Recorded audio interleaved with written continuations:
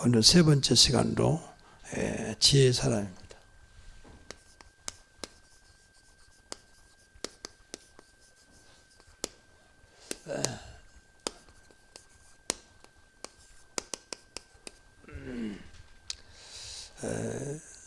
세상에는 이제 두 가지로 사람들이 살아가요. 하나는 지식이고 하나는 지혜입니다.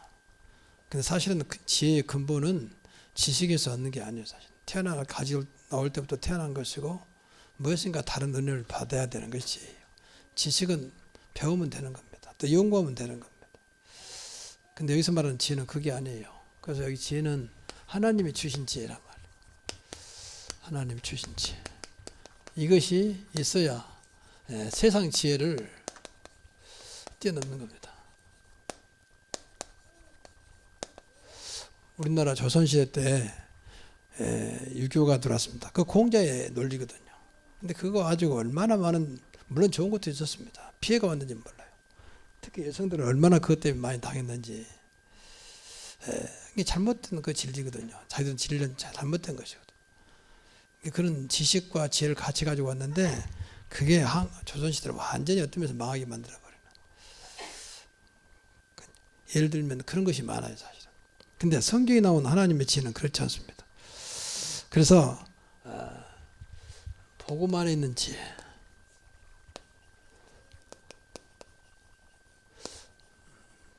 또 성령으로 오는 지혜입니다. 이것을 우리는 흔히 영적인 지혜라고 해요. 이게 있어야 돼요.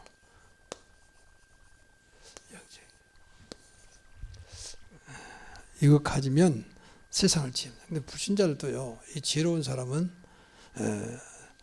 지식인 사람은 뛰어넘죠. 과거에 정주영 현대그룹 회장 같은 사람은 자기 밑에 MIT 공과대학 비롯해서 세계 유수한 대학을 나온 그 참모들이 많았지만 그 사람들을 다 오히려 결국은 결제할 때 이 사람들이 가지고 와서 이렇게 하면 분명히 이건 많은 이익을 남깁니다. 이렇게 하면 절대 안 됩니다. 많은 손해를 가져옵니다. 근데 결정자는 정주영 씨요. 그럼 어떤 정은이 전혀 안 되고 아니다 무조건 해. 이건 분명히 되게 돼 있어. 근데 거의 다 그래 됐다는 거예요. 그게 지혜요. 이 사람 지식으로 정확하게 수입 지출을 해가지고 얼마 이익, 얼마 손 나왔는데 그걸 뛰어넘는 지혜를 가지고 있었다. 불신자도 그렇습니다. 그래서 그렇게 무식하신 분이 알고 사실 우리가 세상적으로 말하면 스펙도 없고 누구 말대로 가방끈도 짧고 그런데 우리나라 한 시대의 경제를 움직이신 분이잖아요. 예를 들면 불신자도 그렇습니다. 근데 우리가 하나님의 지혜를 가지고 있다면 말할 것도 없죠. 그래서 여러분 잘 안다 골로새 2장 3절에 보면 그리스도 안에는 지혜와 지식의 모든 보화가 감춰있다. 다들 있다 그 말이잖아요. 지혜와 지식과 보화, 필요한 모든 영육간에 모든 것이 들어있다. 그래서 우리는 신앙생활을 성공해야 되기 때문에 첫째, 하나님과 소통할 수 있는 지혜예요.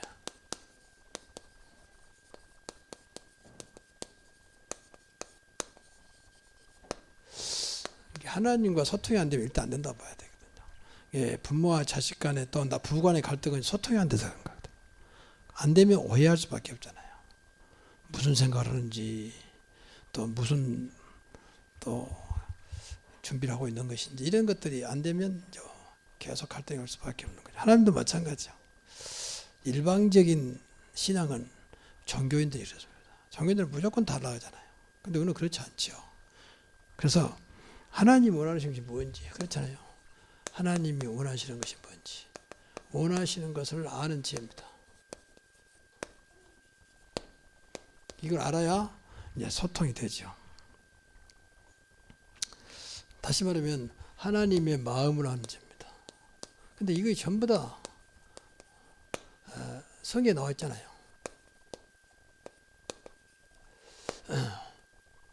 그래서 이 복음만 있는 지혜, 이 성령으로 오는 지혜를 찾아내야 됩니다. 오늘 본문에 보면 하나님을 경외하는 것이 있잖아요. 하나님을 경외하는 지혜입니다. 이게 사실은 최고의 지혜예요. 경외하는 것이 지혜의 근본이다. 경외라는 것은 하나님을 하나님으로 최고로 섬기는 모습이잖아요. 섬기는 마음. 그러니까 하나님을 경외하는 걸 그렇게 좋아하세요. 하나님을 인정하는, 하나님을 최고로 섬기는 이제 그런 마음이에요. 모르면 못 섬기는 거죠. 무식하면 용감하다고, 모르니까 막 해버리잖아요. 그러니까 이런 하나님 아는 지혜가 있어야 돼요. 마음이 어떤 마음인지. 또 잠언서 1장 7절에 보면은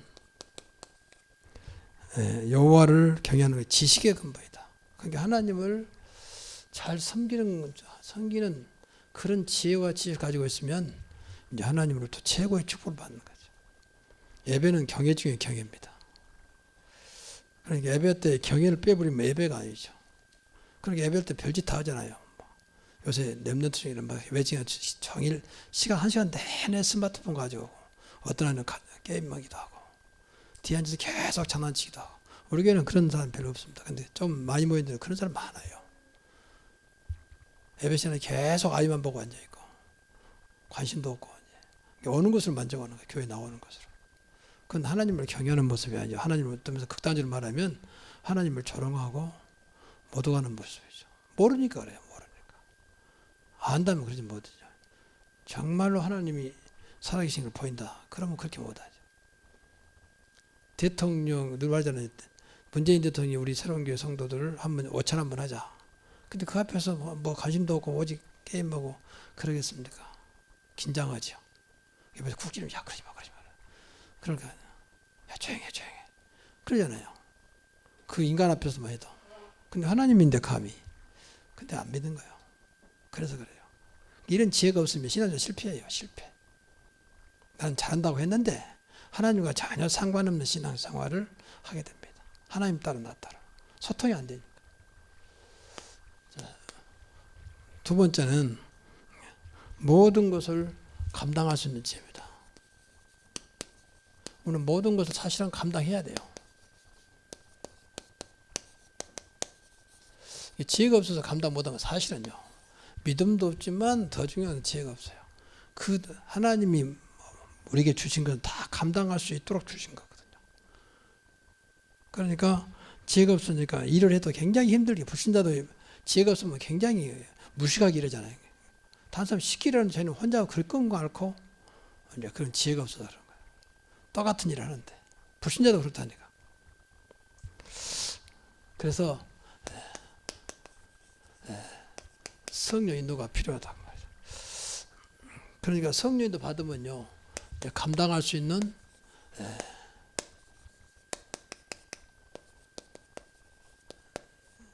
지식과 지혜를 주시죠. 분명히 여호와를 경외하는 것이 지식의 근본이라고 했잖아요. 또 여호와를 경외하는 것이 지혜의 근본이라고 했잖아요. 여기서 다 나온다 그 말이에요. 여기서. 걱정할 게 없어. 우리 하나님 자녀이기 때문에 내 안에 성령 오셨기 때문에 계속 기도하면 돼요. 하나님 뜻이라면 감당할 수 있는 지혜를, 감당할 수 있는 지식을 주옵소서. 이건 전문성과 상관없는 거예요. 전문성은 공부하고 연구해야 되지만 그것도 상관없는 거예요. 그러니까 이렇게 되면 지극히 선한 것, 빌립보서 1장 10절에 보면 지극히 선한 것을 분별한다 했잖아요. 성령 인도가 아니면 절대 무엇이 선한 것인지 무엇이 옳은 것인지 모르는 거죠. 또 하나님의 일과 세상 일을 아는 지혜입니다.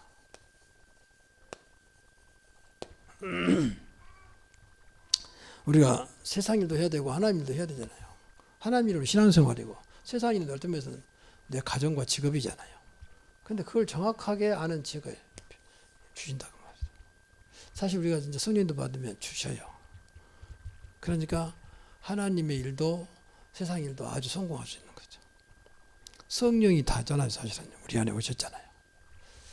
그래서 걱정이 많아서 진짜 한번 기도해 보세요.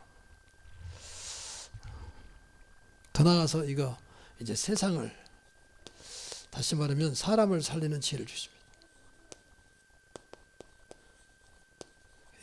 전도자는 반드시 이런 기도가 있어야 돼요. 우리는 복음 받았기 때문에 어떤 사람을 쉽게 영접시키고 쉽게 그 사람을 세우는 것은 그 사람이 특별한 은혜가 있는 게 아니고 사실은 지혜가 있는 거죠. 그래서 이걸로 기도해야 돼요. 우리는 세상을 살려야 되기 때문에 그리고 이제 중요한 게 세 번째는 이제 교회를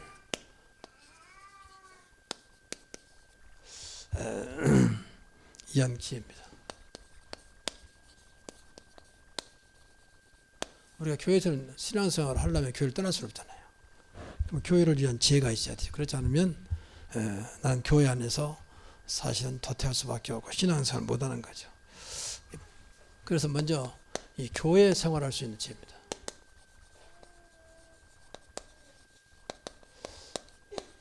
이 지혜가 있어야 돼요. 우리가 교회 생활에 사실은 성공해야 돼요. 저는 교회 생활을 정상적인 교회라면 교회 생활하면 성공한다고 보거든요. 그렇지 교회 생활을 전부 종교가 아니잖아요. 취미생활이 아니라고 말이에요. 뭐 성공하려고 오는 건 아니지만 성공하게 돼 있어요. 그렇잖아요. 교회는 하나님을 소개하는 것이고 인간에게 저주와 재앙을 물리칠 수 있는 길을 안내하는 것이고 어떻게 하면 응답받는가를 말하는 것이고 어떻게 하면 인간답게 사는 것을 말하고 성경을 가지고 말하잖아요. 그러면 안 될 수가 없는 거죠. 우리 연약함과 부족함을 뛰어넘을 수 있도록 자꾸 말하잖아요. 그러니까 세상에서는 늘 소외당하고 별로 힘도 못 쓴 사람들이 정말 신앙생활 성공하는 사람이 얼마나 많잖아요. 초대교회가 부흥할 수 있는 이유가 초대교회 시대는 노예 시대죠. 노예. 전쟁이 포로되면 무조건 노예잖아요. 아무리 기적이고 상륙진이 하더라도 포로를 잡혀가면 그 순간부터 노예가 됩니다. 그 노예 시장에 사람들이 넘치니까 노예 시장 팔았잖아요. 이런 사람들이 이제 교회에 나온 겁니다. 그러니까 은혜 받고 자기는 또 안타까운 인생이 교회 나와서 이제 힘을 얻고 소망을 얻으니까 사람들이 볼까 아닙니까? 그래서 성공한 사람이 많잖아요.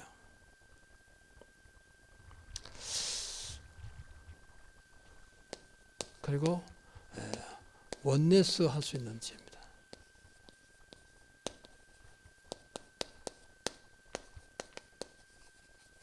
내가 이렇게 하면 교회가 늘 하나 되겠구나. 교회는 당연히 원네스여야 되지. 원네스 공동체잖아. 그리스도 공동체니까. 근데 이런 사람이 없으면요 못 견딥니다. 교회 어울리지도 못하고요. 일부러 그런 게 아닌데 원네스에 방해를 하기도. 그래서 초대교회는 중자 세울 때에 지혜 충만한 자를 세웠어요. 이 역할을 하라고 그러는 거죠. 더 나아가서 화평케 하는 자. 화평케 하는 지혜입니다. 아무리 사람이 착하고 성실해도요, 이건 모르는 사람 많아요. 근데 회사에서도 마찬가지입니다. 진짜 우리가 의지를 가지면요, 회사도 공동체이기 때문에 회사를 하나 되게 만들고 화평케 하는 거죠. 화평케 하는 자는 복이 있다 그랬잖아요. 사실 우리는 화평케 할 수 있는 조건들이 다 있잖아요. 마태복음 5장 9절에 화평케 하는 자는 복이 있나니 저희가 하나님 아들이라 일컬음을 받을 것이요. 우리는 화평케 할 수 있는 조건이 가지고 있습니다. 그분이 그리스도입니다. 평강의 영으로 오시잖아요. 그분이 나와 함께 하시잖아요. 그러니까 우리가 눈만 이쪽 떠버리면 주님은 다 여기에 다 하나님이 기뻐하는 거기 때문에 주실 수밖에 없는 거죠.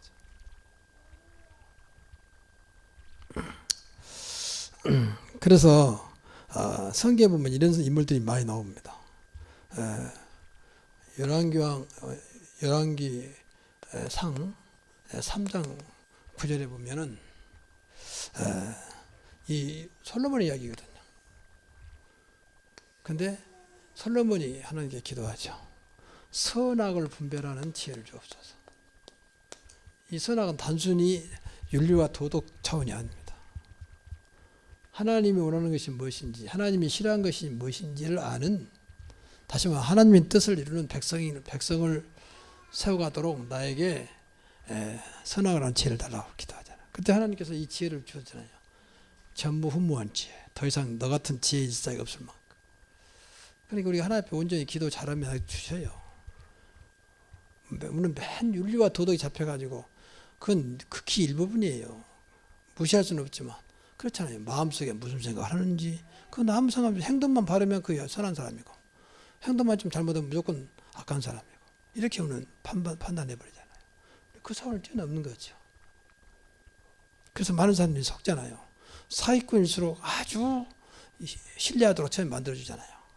그러니까 어느 정도 이제 나를 믿는다 싶으면 그때부터 사기 행각이 드러나잖아요.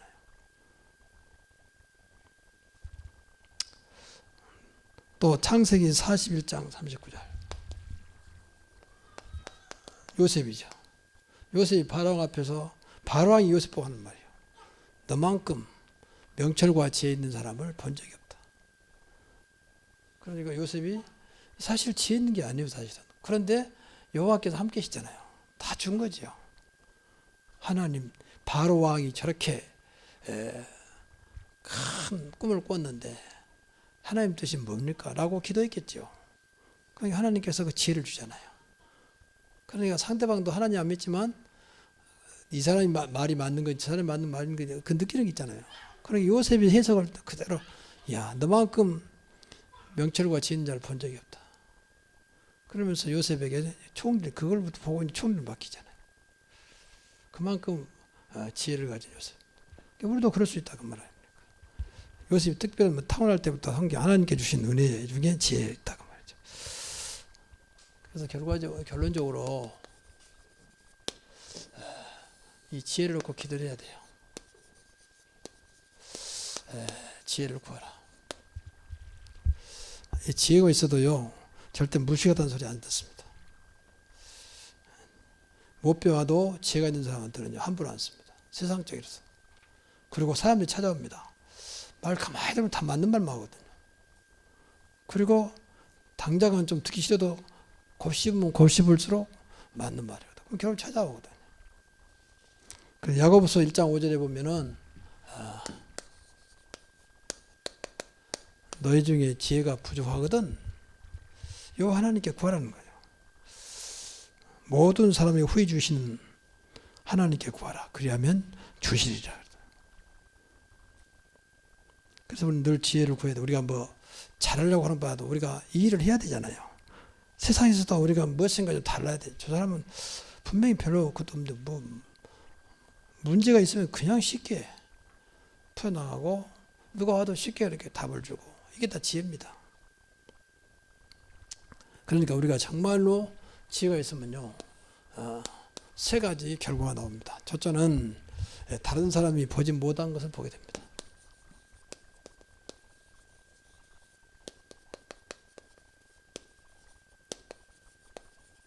못한 것을 보게 돼요. 이런 것들 전부 다 결국은 전도의 문이 되는 거죠. 이 영안을 주시는 거죠. 그게 지혜입니다. 직장에서도 마찬가지죠. 우리 신앙생활하면 다 그것이 연결되지. 교회에서만 하는 게 아니잖아요. 또 더 나가서 다른 사람이 생각지 못한 거, 생각하지 못한 것을 생각해야 돼요.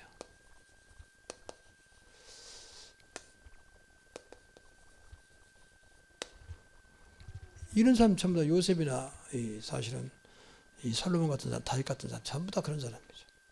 다른 사람이 생각지 못한 것을 생각하고 보지 못한 걸 본 겁니다. 영으로. 그리고 더 나가서 다른 사람이 할 수 없는 것.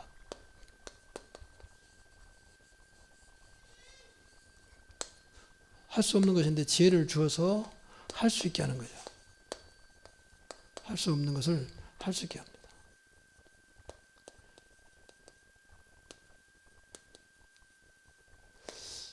그래 성령인도 받으면 될 거 아니냐. 복음의 능력이면 끝나는 거 아니냐.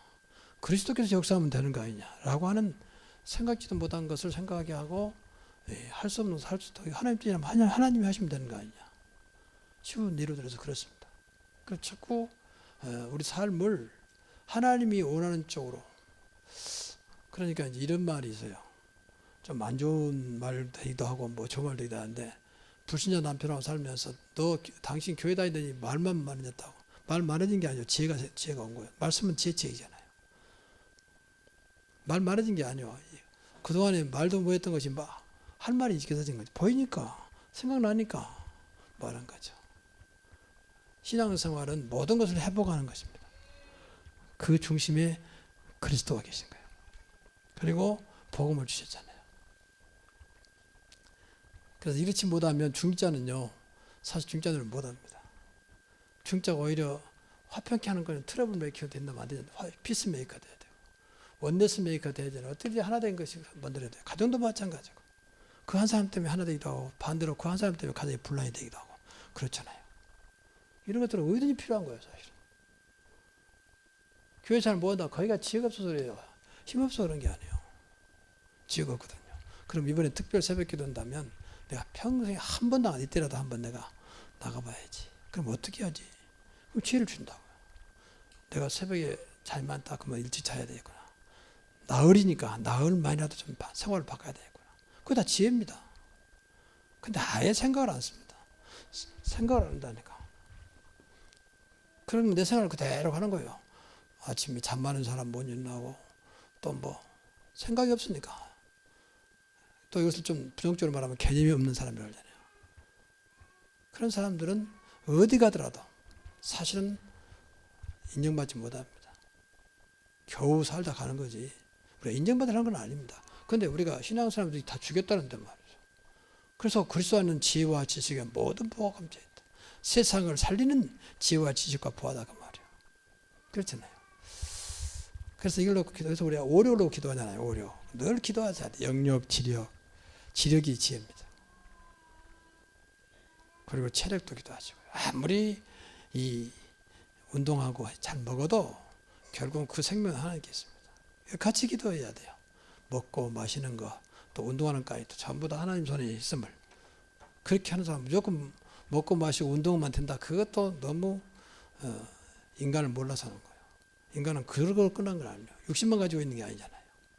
늘 영이 병들어 버리면 육신도 아무리 운동을 잘 먹어도 결국 무너지게 돼 있습니다. 그래서 이번에 네 가지, 우리가 네 가지 충만이 있잖아요. 이것을 좀 풀어가는 거예요. 그래서 성령 충만, 성령의 사람, 믿음 충만, 믿음의 사람, 지혜 충만, 지혜의 사람. 내일은 말하면 알겠죠. 말씀의 사람. 그래서 아는 것을 자꾸 다니면 그걸 깊이 들어가야 돼. 이게 다 묵상에 지금 자료를 준 거거든요. 뭐 그냥 말씀 충만, 지혜 충만 그게 아닙니다. 그래서 이번 기회에 이것이 여러분의 것이 되는 그런 축복의 길을 주의 이름으로 축원합니다. 하나님 감사합니다. 이 시간도 모인 자들에게 정말 하나님이 원하시는 지혜를 주사 솔로몬 같은 그리고 다윗 같은 요셉 같은 그 7명의 렘넌트 외에도 성경에 나타난 많은 신앙의 영웅들 대열에 이 시간 모인 자들이 들어가게 하여 주시고 그 의정 속에 있는 저희들 저희 후대 되게 하옵소서. 하나님 정말 우리 후대만큼은 오력으로 늘 축복하셔서 서밋으로 세계 살리는 주역으로 축복해 주시옵소서. 하나님 새벽에 모이는 이것이 인간적으로는 쉬운 것이 아니지만 영적으로는 하나님 준비된 것이기에 지혜를 주사 전 성도가 교회 하는 일이 하나님 뜻이라면 따라오게 하시고 순종하게 하시고 그래서 모두가 하나가 되어 정말 신앙생활 성공이 인생의 성공으로 이어질 만큼 하나님께서 역사해 주옵소서. 이 시간 모인 자들 다시 한번 주님께서 능한 손을 들어 성령 충만, 믿음 충만, 지혜 충만, 말씀으로 충만케 하시고 오력으로 축복하여 주옵소서.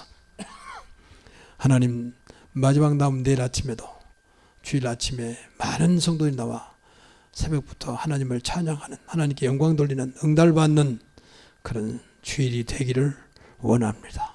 추수감사절에 육신의 추수, 곡식의 추수, 음식의 추수가 아닌 영혼 추수가 될 수 있도록 하나님 이번 추수감사절에 큰 하나님의 은혜를 내려 주옵소서. 이제는 우리 주 예수 그리스도의 은혜와 아버지의 크신 사랑과 성령의 역사와 충만하심이 여기 모인 사랑하는 모든 자들 위해 영원토록 항상 함께 있을지어다.